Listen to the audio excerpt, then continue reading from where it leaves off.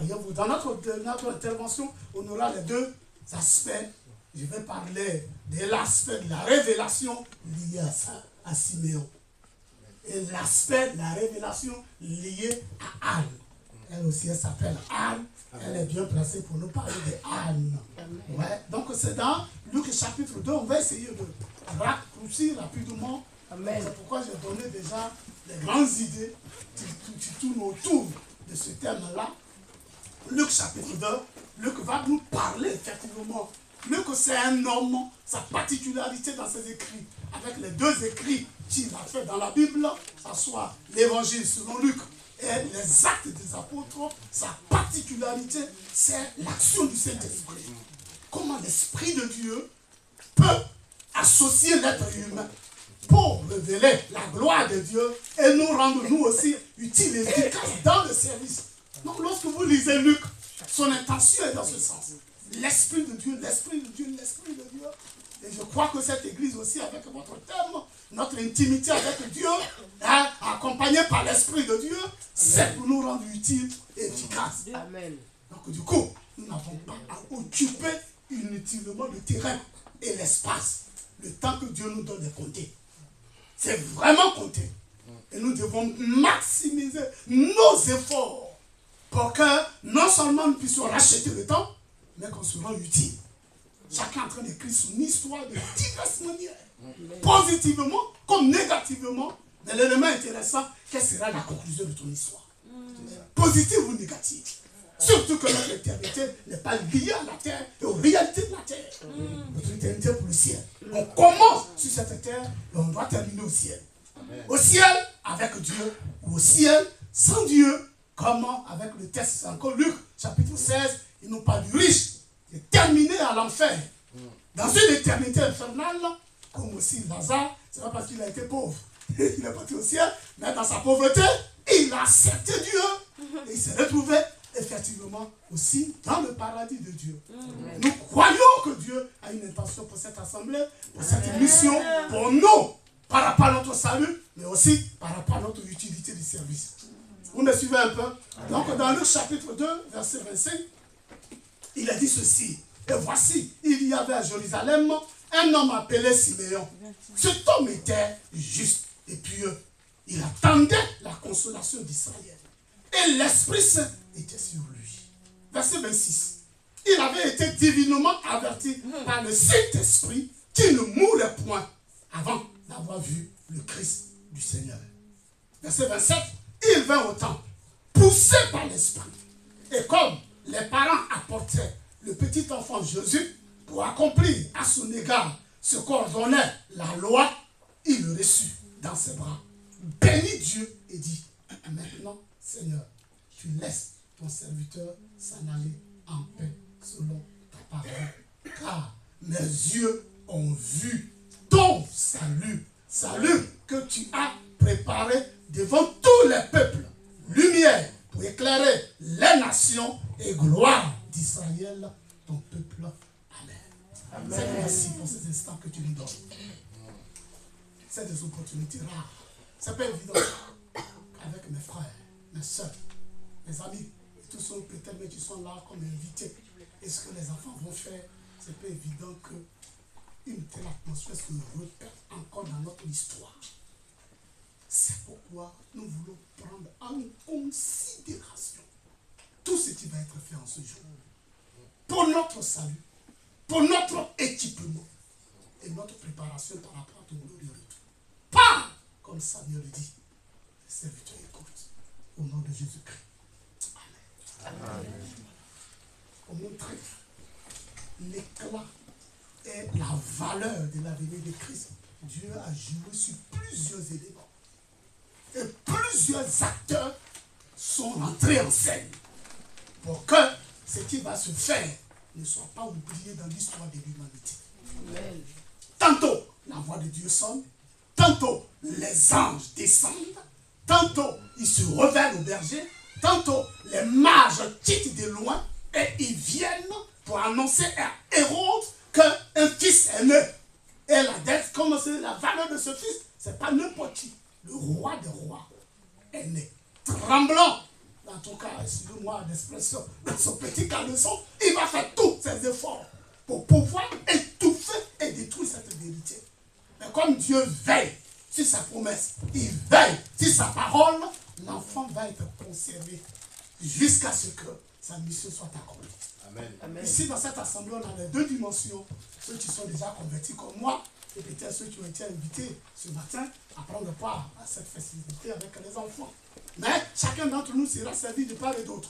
L'élément important dans ce texte que nous avons lu, c'est la valeur du salut. La valeur du salut, ça a attiré mon attention dans ce texte-là.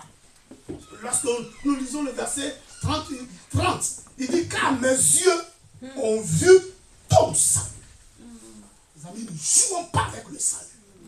Le salut surtout en Christ. Quelle grande valeur! Frères et sœurs, notre éternité est liée au salut.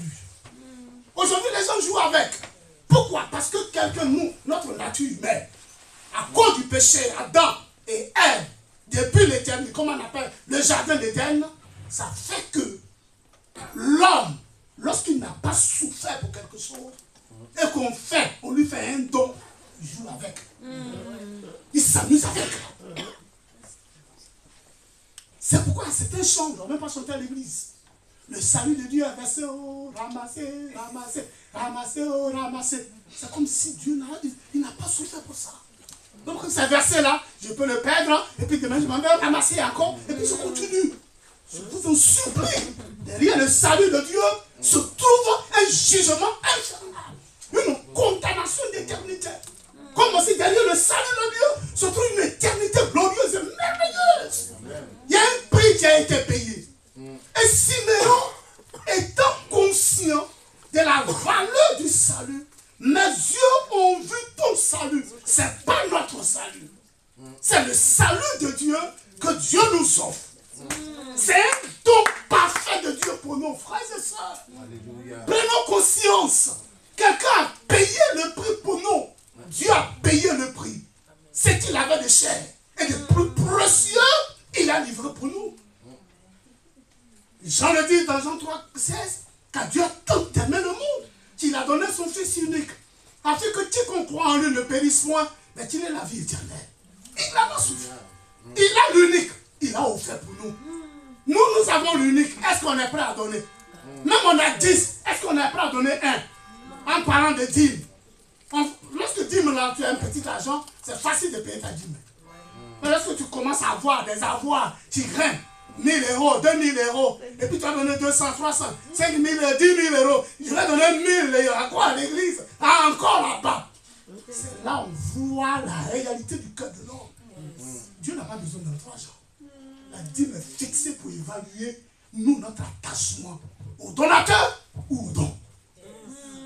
Mais Dieu, son cœur est attaché à lui-même. Et il a donné l'unique, préféré. Il a livré pour notre salut.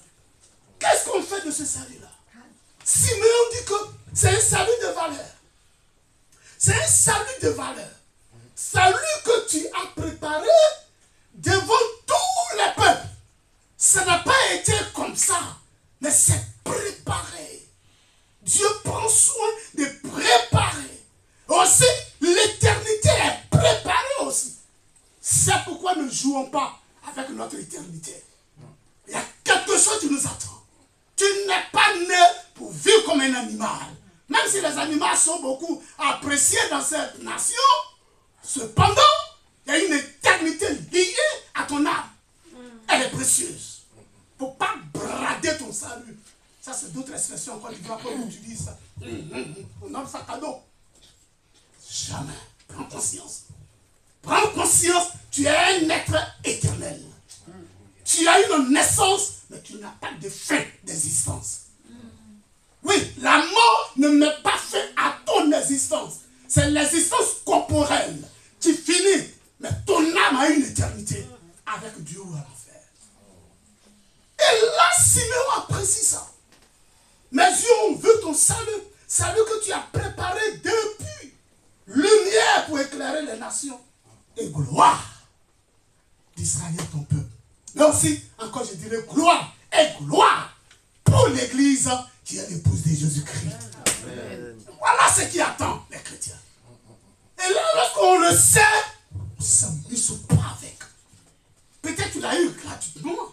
C'est maman qui t'a rendu témoignage de Jésus. Papa qui t'a rendu témoignage de Jésus. Un collègue qui t'a rendu témoignage de Jésus. Un cousin ou une cousine. Quelqu'un, Dieu a passé par quelqu'un d'autre. Tu n'as rien payé. Viens à l'église, tu seras sauvé. Tu es venu à l'église. Répands-toi, tu seras sauvé. Je me suis repenti. Puis maintenant tu es là. Et on s'accommode sans toutefois savoir qu'il y a un prix qui a été payé. Le sang de Jésus est versé pour ça. Sa mort a été liée à cause de ça. Il n'avait pas besoin de mourir pour ça. Et Siméon a vu ça.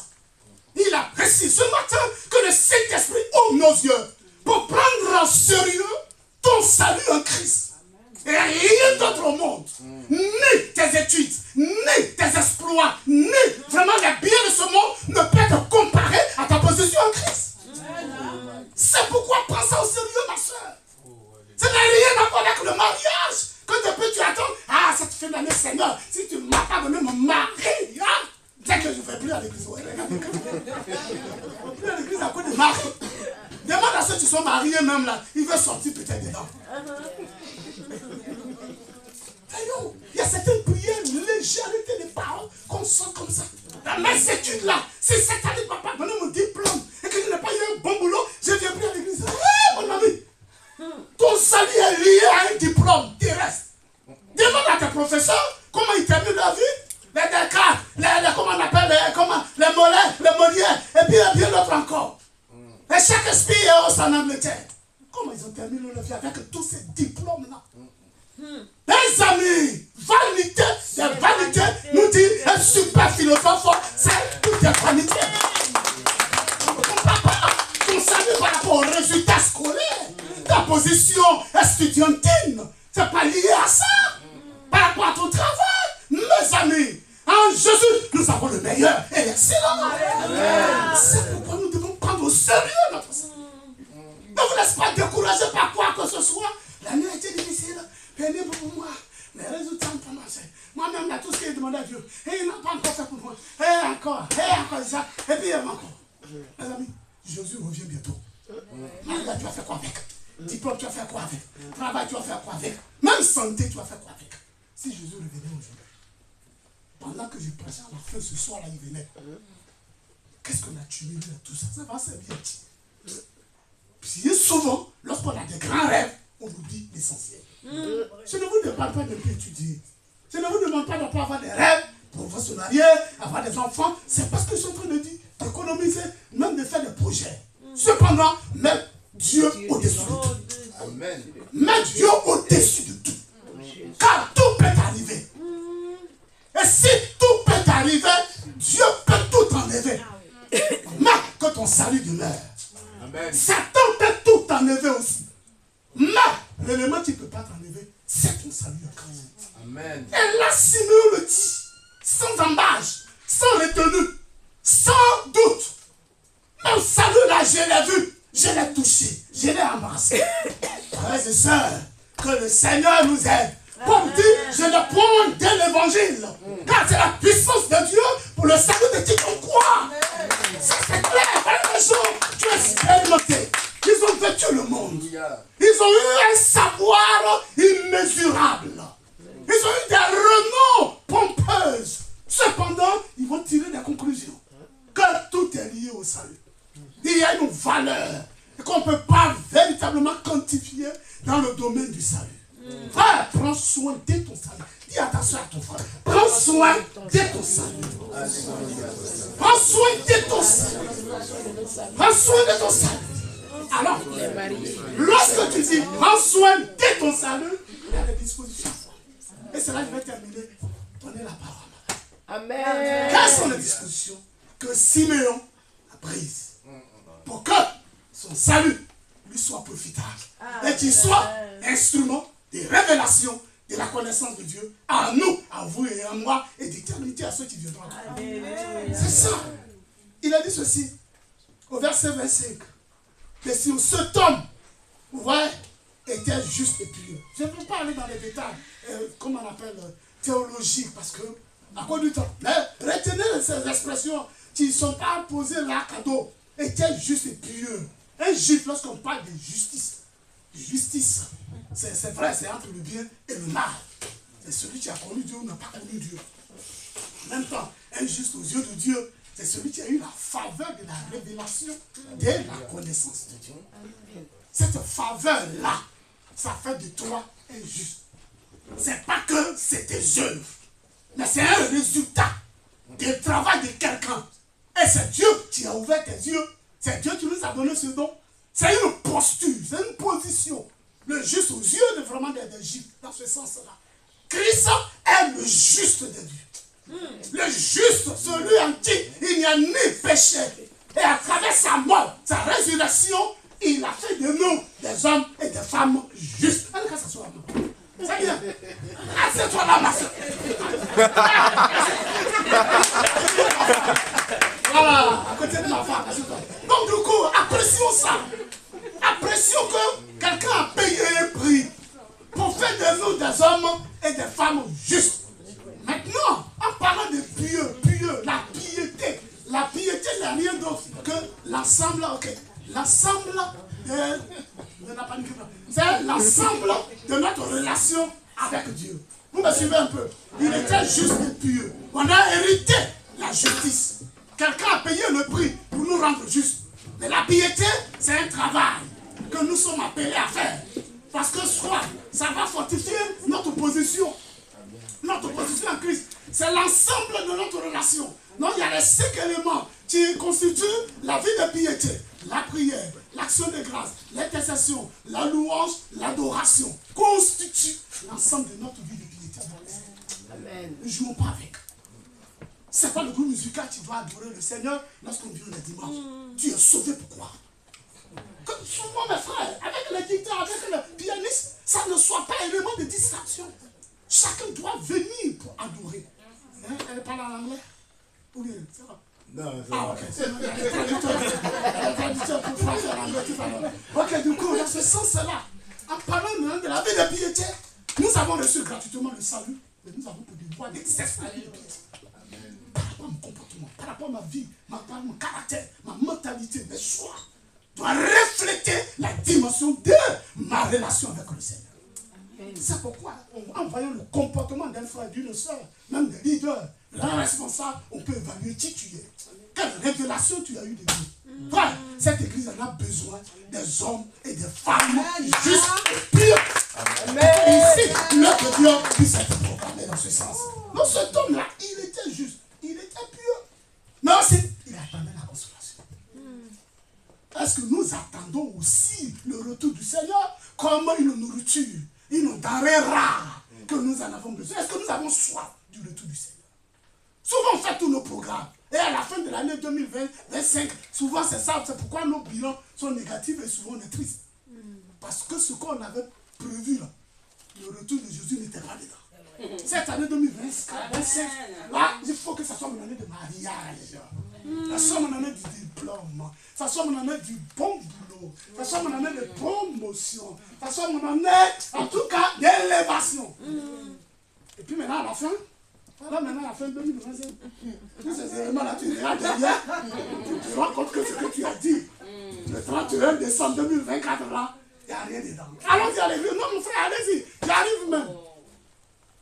Tu n'as pas mis Dieu, son retour dans tes projets imminents. Amen. Oh.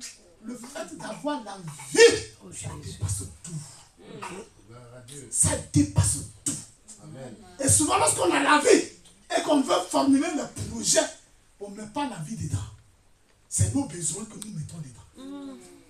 La vie en Christ, c'est quelque chose, le cadeau précieux. En Angleterre, les gens ont tout. Allez-y, va dans leur maison. Souffrance, peine, douleur, gémissement. Il ne peut pas jouir de tous les profits. Pour rentrer chez lui, vraiment, tu trembles. Tu vois son aspect extérieur, tout ce qui l'accompagne. Tu trembles. Mais une vie misérable, angoissée, troublée. Mais nous, en Jésus, nous avons la paix, la tranquillité. Nous prions, nous dormons, nous nous réveillons. Nos sommeils ne sont pas troublés. C'est la grâce de Dieu, frère. Amen. Le salut en Christ, quelle grandeur, quelle valeur. Ne gaspillons pas les opportunités dans ce sens.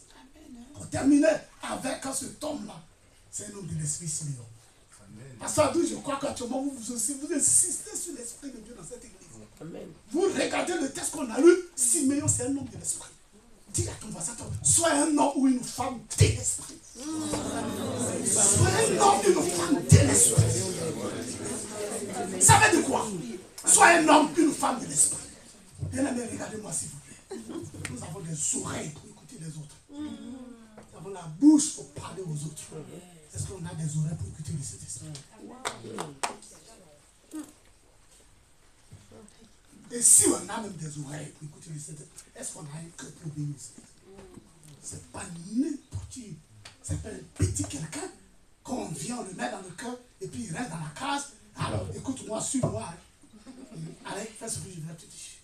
Si vous savez ce que vous avez, mes amis, vous n'allez pas vous laisser vraiment distrait par quoi que ce soit. Jésus dit que je m'en vais vers mon Père.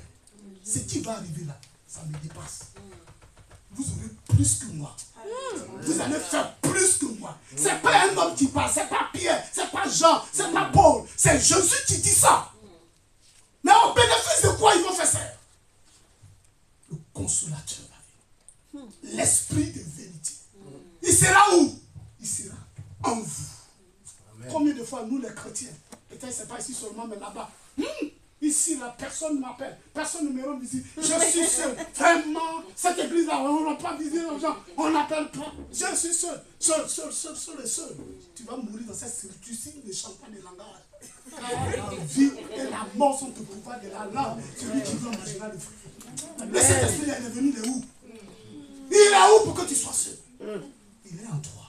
Amen. L'esprit de Dieu est en toi. Il est en toi et c'est sa première responsabilité qu'on appelle esprit de consolation. Car il connaît ce que tu vas vivre. Il connaît la servitude que tu vas vivre. Il connaît les privations que tu vas connaître. Il connaît tous tes besoins. C'est pourquoi il a décidé de venir s'établir en toi. Amen. Pour dire si Dieu est avec nous, qui sera contre nous?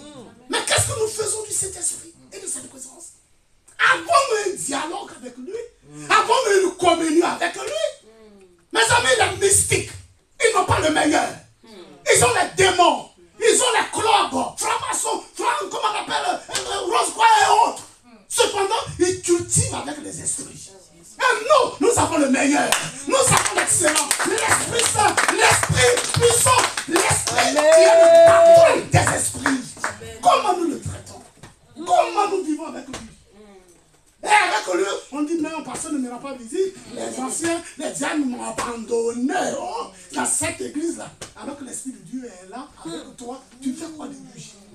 Tu es le boss, le patron, le tout-puissant, le grand vainqueur, le triomphateur. C'est lui qui décide l'existence et c'est lui qui fait les chemins. Esprit de consolation, esprit de guérison, esprit saint puissant. Bien aimé, profitons-en pendant que nous en avons l'occasion et que vous avez une église qui insiste sur les caractéristiques du Saint-Esprit. Les avantages sont énormes.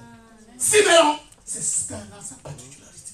Et quoique son âge avançait, mais son esprit était rajeuni. Bien aimé, que le Seigneur nous aide dans ce sens. Pour dire, quoique l'homme extérieur se détruit, l'homme intérieur se renouvelle. En d'autres temps, se requinque encore. Il devient fort et puissant.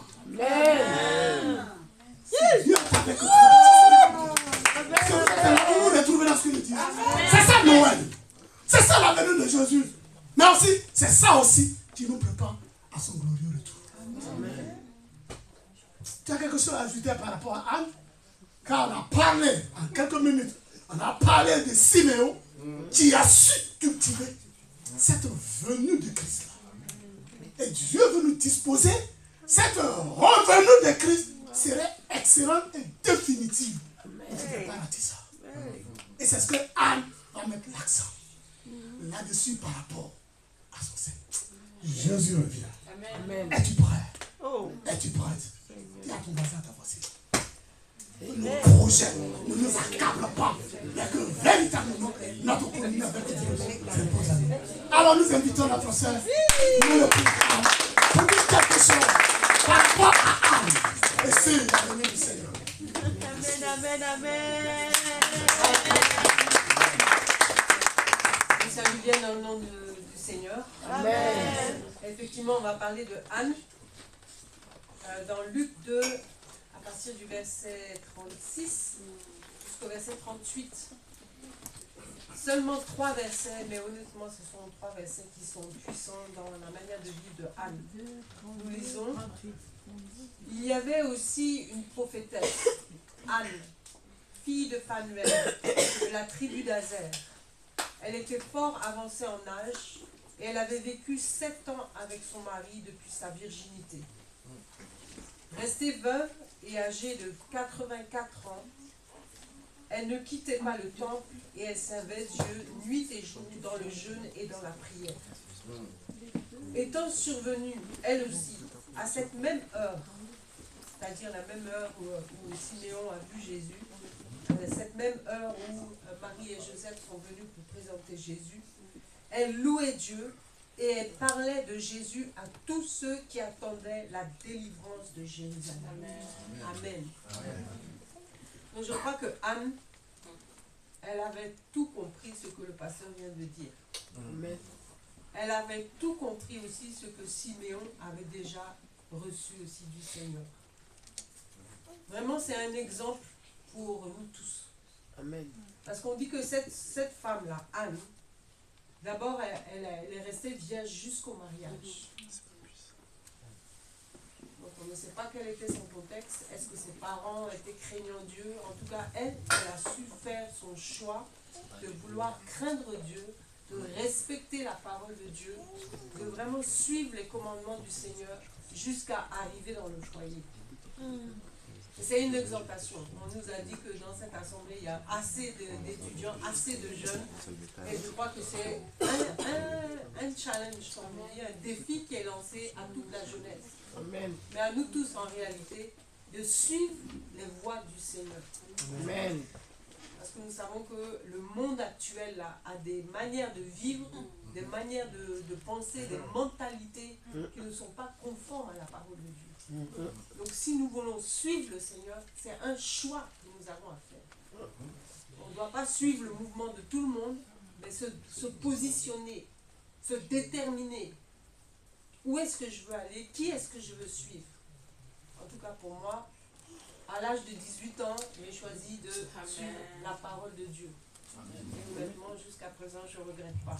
Amen. Je crois que si on le fait de manière totale, vous ne regretterez pas non plus. Amen. Amen. Elle est rentrée dans le foyer, on peut dire, ah, ça c'est la réponse à tous mes problèmes. Is it? Est-ce que c'est vraiment la réponse à tous tes problèmes quand tu trouves un mari ou quand tu trouves une femme? Si tu veux donner trop de pouvoir à ton futur conjoint, là, tu vas souffrir. Amen. Elle est rentrée dans le foyer. Il n'est pas dit qu'elle a eu un enfant ou deux. En tout cas, on ne sait pas. Peut-être même qu'ils n'ont pas eu d'enfant. Mais toujours est-il qu'elle a vécu pendant 7 ans avec ce mari. Après ça, il est décédé. Donc, je suppose que ça a été une déception quelque part. Et quelquefois, on rentre dans le foyer, on s'attend à tellement de choses, on a des fantaisies même sur le mariage, en pensant que ça va être la réponse à tout. Alors que non, celui qui répond à tous tes besoins, c'est le Seigneur. Amen. C'est le Seigneur. Le Seigneur peut utiliser ton futur conjoint pour répondre à certains de tes besoins, mais celui qui répond véritablement aux besoins de ton cœur, c'est le Seigneur. Amen. Donc, appuyons-nous, comme le pasteur l'a dit. C'est vrai qu'on peut rêver de se marier ici et là, mais attendons-nous plus au Seigneur. Amen. Parce que l'attachement à Dieu, c'est pour l'éternité. Le mariage, c'est pour quelques années sur la terre. La vérité, oh. Amen. Amen. Donc on peut dire qu'elle n'a pas été sans problème. Elle a vécu des problèmes. Et chacun d'entre nous, on peut aussi faire face à beaucoup de situations qui sont compliquées, qui sont difficiles. Est-ce qu'elle a baissé les bras? Est-ce qu'elle a commencé à dire, bon, je claque la porte, je m'en vais, ce Dieu-là, je l'ai servi, je l'ai suivi, mais voilà où je suis arrivée? Non, elle a continué à servir son Dieu avec persévérance. Amen. Amen.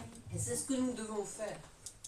Avoir cette persévérance. On sait quel est notre but. Notre but, là, il n'est pas sur la terre. Ou bien? Votre objectif, il est ici sur la terre? Là, vous allez avoir beaucoup de déceptions. Mais notre objectif, c'est d'être un jour dans la présence de Dieu. Donc, quels que soient les hauts, les bas, les vallées, les montagnes qu'on va traverser, là, en tout cas, nous savons où nous allons. Oui, on peut gémir quelquefois pour tel et tel problème, mais mon objectif, là, il est plus haut, il est plus loin, il est plus éternel, plus essentiel. Amen. Amen. Que le Seigneur nous aide à savoir relativiser les choses. Ok, j'ai ce problème-là, mais j'ai l'essentiel. Si tu es déjà enfant de Dieu, ton nom est inscrit dans le livre de vie, tu as le pardon de tes péchés. Tu as l'essentiel, non? Amen. Ce que beaucoup d'autres cherchent de diverses manières, ils n'ont pas trouvé. Mais nous avons ça en Jésus-Christ. Que la gloire lui soit rendue. Amen. Elle, on dit au verset 37, elle est restée veuve, âgée de 24 ans. 84 ans, pardon. Elle ne quittait pas le temple. Elle servait Dieu nuit et jour dans le jeûne et la prière. Dans cette attente de ce jour-là, cette rencontre avec notre Seigneur, qu'est-ce qu'elle faisait? Elle servait Dieu. Cherchez premièrement le royaume de Dieu et sa justice. Le Seigneur, lui, va s'occuper de vos besoins. Elle servait Dieu dans le jeûne et la prière. Et à l'heure actuelle, là, la prière dans la vie du chrétien, c'est un élément clé. Je ne sais pas comment c'est ici en France, même si je suis française d'origine, mais ça fait longtemps que je ne suis plus ici. On peut être busy du matin au soir, du lundi au dimanche, tout le temps, courir. Et ne pas avoir de temps pour Dieu. C'est comme ça que notre âme est asséchée à l'intérieur de nous. On se sent faible spirituellement. Elle a trouvé sa force. Depuis son jeune âge jusqu'à 84 ans. Là, les forces physiques, ça me nuise. Mais elle s'appuyait sur Dieu. Dans le jeûne et la prière. Faites de la prière votre pain quotidien. La lecture de la parole de Dieu aussi. Mais la prière seule. La prière monsieur, madame. La prière en famille. Tout ça, ce sont des éléments de vie. Des éléments vitaux dans la vie du chrétien. Donc quand il y a des réunions qui sont organisées par l'église, quand vous avez des cellules peut-être de maison, quand vous avez vos cultes de famille, ne négligez pas. Même si ça paraît être répétitif, mais c'est quelque chose qui est essentiel pour la nourriture de l'âme. Amen. Amen. Donc faites de ça. Je ne sais pas si 2026, là, souvent en début d'année, on prend des résolutions. Si on a besoin de recadrer notre vie de prière, recadrer notre temps de méditation de la parole de Dieu, faisons-le. Et faisons de ça une priorité. Parce que tout le reste va en découler. Donc que le Seigneur nous aide à gérer le temps qu'il nous donne et à trouver des espaces pour nous approcher de lui. Parce que c'est lui qui peut nous fortifier. Amen. Amen. Et aussi, ce qu'il est dit au verset 38, elle louait Dieu. Et comme le pasteur l'a dit tout à l'heure aussi, souvent on passe nos problèmes, on regarde toutes nos situations, c'est tellement compliqué, on se demande d'où va venir le secours. Mais prenons du temps pour louer Dieu, adorer Dieu pour tout ce qu'il a fait pour nous. Je m'écris, loué soit l'Éternel, et je suis délivré de tous mes ennemis, délivré de l'angoisse, délivré de la dépression, délivré du découragement. délivré même de mes ennemis et effectivement les forces des ténèbres qui veulent venir contre ma vie. Je suis délivré parce que je m'écris loué soit l'Éternel. Je place le nom de l'Éternel au-dessus de tous mes problèmes. Amen. Prenons du temps de louer Dieu, que ce soit dans le chant, que ce soit dans la prière. Quand on vient devant Dieu, que ce ne soit pas seulement avec ma liste de requêtes. Voilà Dieu, voilà, tac, tac, tac, tac, tac, la liste. Et puis bon, un petit merci au début, merci pour la vie, hein, merci pour la journée.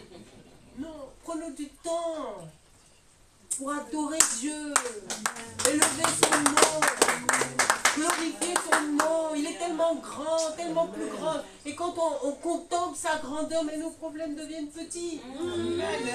La parole de Dieu dit, quand on tourne nos regards vers toi, on est rayonnant de joie. Amen. C'est ça, normalement, si on prie bien, là, si on a bien pris le temps de regarder Dieu, quand on sort de notre moment de prière, mais voilà, on est en forme, quoi. Amen. Intérieurement, on est en forme. Mais souvent, on prie, on passe je ne sais pas combien de temps, et puis on sort. Oh là là, la journée va être dure et c'est encore une bataille. Je pense que c'est parce que quand on fait ça, c'est parce qu'on n'a pas pris assez de temps pour voir à quel grand Dieu on appartient. Et comme le pasteur l'a dit aussi, quel est ce Saint-Esprit qui est en moi là, qui vient avec moi, qui vit avec moi, au travail, à l'école, à l'université, partout où je vais, il est avec moi. Donc que le Seigneur nous aide. On devrait dire, je dis ça pour moi-même, hein, qu'on ne devrait pas quitter la présence de Dieu sans avoir cette joie là. Cette joie, ce visage rayonnant de joie. Parce qu'il est avec nous. Amen. Amen. Et à la fin, il est dit, elle parlait de Jésus à tous ceux qui attendraient la délivrance d'Israël, de Jérusalem. Donc elle savait que ce Jésus, il a le pouvoir de délivrer. Est-ce que vous regardez autour de vous? Comment les gens souffrent? Comment les gens gémissent dans ce monde-là? Ils peuvent avoir le même problème que nous, mais ils n'ont pas d'espérance. Ils n'ont pas de secours, ils n'ont pas de compagnon, ils n'ont personne à qui se confier. Et toi, tu as la solution. Est-ce qu'on va rester bouche fermée? Dieu nous envoie. Tu es baptisé de l'Esprit? Le Seigneur a dit, vous recevrez une puissance, celle du Saint-Esprit survenant sur vous, et vous serez mes témoins. Le Saint-Esprit qui est en nous, là, lui, il veut nous utiliser pour parler aux autres autour de nous. Honnêtement, le monde soupire après des paroles de vie, des paroles d'espérance. Et je suis sûre qu'en milieu estudiantin, il y en a beaucoup. Honnêtement, comme j'ai dit tout à l'heure, moi je me suis convertie à l'âge de 18 ans. Et à l'église de Rennes, c'est là-bas que je me suis convertie, c'est là-bas que j'ai fait mes premiers pas dans la vie chrétienne. Et assez rapidement, le Seigneur nous a mis à corps l'évangélisation dans le milieu estudiantin. On avait formé un groupe qui s'appelait le Feu, Foyer Évangélique Universitaire. On avait des stands à la sortie des restaurants universitaires. Quelquefois même, on faisait du porte-à-porte dans les cités universitaires. On annonçait l'évangile, on encourageait. Est-ce que tu as besoin de prière? On peut prier pour toi si tu veux. Parce qu'il y a des gens, tout à l'heure on parlait de solitude, mais il y a des étudiants, honnêtement, leur solitude là, elle est réelle. Elle est réelle. Et il y a une fois, il y a une expérience qui nous a marqué. On avait fait du porte-à-porte comme ça. Il y a une dame, une jeune femme qui a ouvert la porte et puis on l'a exhortée vraiment. Il faut faire confiance au Seigneur alors qu'on ne savait pas qu'elle était vraiment dans une situation. Le lendemain, malheureusement, on a appris qu'elle s'est suicidée. Mais on s'est dit que le Seigneur lui avait tendu la perche. Elle a refusé, c'était son choix, mais au moins l'évangile lui a été présenté. Donc nous ne savons pas ce que nos voisins, nos voisines vivent. Souvent on dit chacun dans son chacun. Et le Seigneur veut faire de chacun de nous la lumière du monde, le sel de la terre. On dit Dieu est esprit. Mais nous avons une chair, nous avons une bouche que Dieu veut utiliser pour parler. Nous avons des mains que Dieu veut utiliser pour aider. Donc soyons comme Anne. Elle n'est pas seulement dans sa joie, dans sa adoration de Jésus, mais elle parlait de Jésus à tous ceux qui attendaient la délivrance de Jérusalem. Dieu veut nous utiliser chacun pour sa part, dans ton quartier, dans ton université, dans ton cercle d'amis. Ne sois pas seulement celle ou celui qui est gentil, qui est encourageant, qui a un beau sourire, mais qui partage la parole de vie, la parole de Dieu, la parole de réconciliation. Soyons des ambassadeurs de la part de Dieu, parce que Jésus revient bientôt. Amen. Amen. Que le Seigneur nous aide à être fidèles dans toutes ces choses et que son nom soit glorifié. Amen.